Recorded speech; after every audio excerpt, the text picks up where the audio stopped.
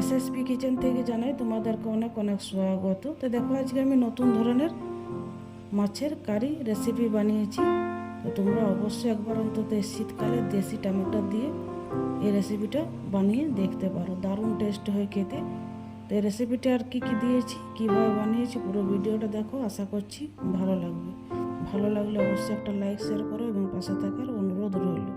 তো নিয়েছি আমি কতগুলো রসুন কুচি কুচি করে কেটে নিয়েছি, ধনেপাতা কুচি করে কেটে নিয়েছি, কাঁচা লঙ্কা কুচি করে কেটে নিয়েছি, আর একটা বড় সাইজের পেঁয়াজ নিয়েছি, সেটাও কুচি করে কেটে নিয়েছি, আর নিয়েছি 4টা পাকা লাল দেখে দেশি টমেটোগুলো এখন আমি পুড়িয়ে নেব। টমেটোগুলো হালকা তেল দিয়ে মেখে নিয়েছি। যে কোনো পুরানোর আগে একটু তেল যদি মাখা হয় তাহলে পুরোটা কিন্তু খুব সুন্দর হয় এবং খোসাটা খুব সহজে ছেড়ে যায়। তো উল্টি পাল্টি আমি টমেটোটা এখন আমি পুড়িয়ে নেব।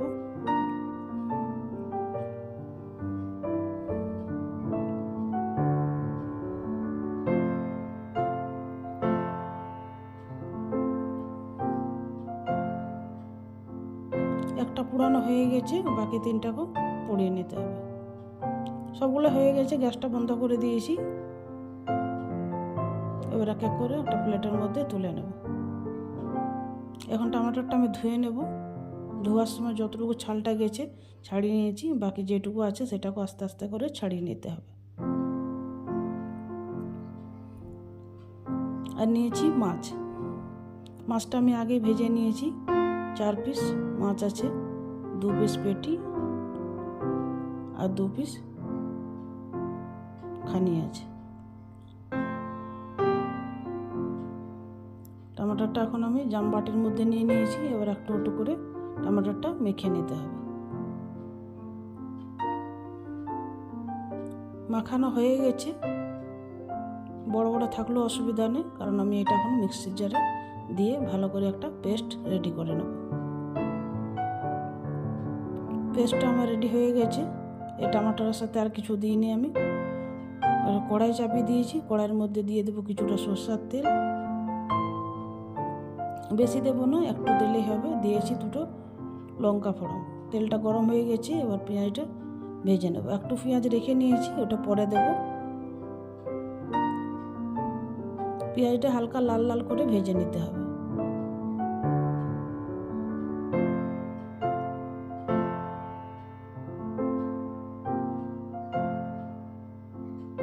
পেঁয়াজটা ভাজা হয়ে গেছে, দেখো কালারটা কিন্তু খুব সুন্দর এসছে। এরকম হলেই হবে। এবার দিয়ে দেবো বেটে রাখা টমেটোর পেস্টটা। এই মাছের কারিটাতে কোনো রকমভাবে জল দেওয়া যাবে না। জল দিলে কিন্তু টেস্ট ভালো হবে না। তোমরা চাইলে যদি এর গ্রেভিটা বাড়াতে চাও তাহলে আরও 2-3টা টমেটো বাড়িয়ে দিতে পারো, কিন্তু এটাতে জল দেওয়া যাবে না। জল দিলে কিন্তু ভালো লাগবে না। দিয়ে দিলাম একটুখানি চিনি, আর দিয়ে দিলাম স্বাদ মতো লবণ। ঝোলটা কিন্তু ফুটে উঠেছে। এবার দিয়ে দেবো ভেজে রাখা মাছগুলো।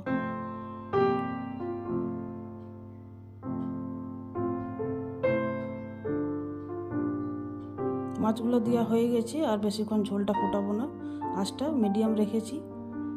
এবার সব কিছু দিয়ে গ্যাসটা বন্ধ করে দিতে হবে। গ্যাসটা বন্ধ করে দিয়েছি। আরও কিছুটা পেঁয়াজ রেখেছিলাম, সেগুলো দিয়ে দিলাম। ধনেপাতা কুচি দিয়ে দিলাম, আর দিয়ে দেবো রসুন কুচি, দিয়ে দেবো লঙ্কা কুচি। রান্নাটা হয়ে গেছে, দেখো কতটা সুন্দর লাগছে দেখতে। এবার একটা প্লেটের মধ্যে তুলে দেখিয়ে দিচ্ছি। এই রান্নার মধ্যে কোনো রকম আমি হলুদ, জিরে, ধনে, গরম মশলা এসব কিছুই ব্যবহার করি না। এই রান্নাটা খুবই সিম্পলভাবে বানিয়ে দেখিয়ে দিয়েছি, আর খেতে কিন্তু অসাধারণ টেস্ট হয়। এই রান্নাটা যে খাবে 2 দিন ধরে কিন্তু এই ঢেকুরটা আসবে। এই কাঁচা রসুন, পেঁয়াজ, যারা টমেটোর পোড়া, বেগুন পোড়া খায় তারা জানে কি এটার স্বাদ কতটা ভালো লাগে। তার সাথে আমি এই মাছের পিসটা অ্যাড করেছি। এই রান্নাটা কেমন হয়েছে একবার অন্তত বানিয়ে জানাও।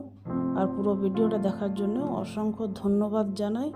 এই রান্নাটা দারুণ হয়েছে, সবাই বাহ করছে। তো তোমাদের বাড়িতেও করবে। একবার বানিয়ে দেখতে পারো। Chilli fish curry recipe.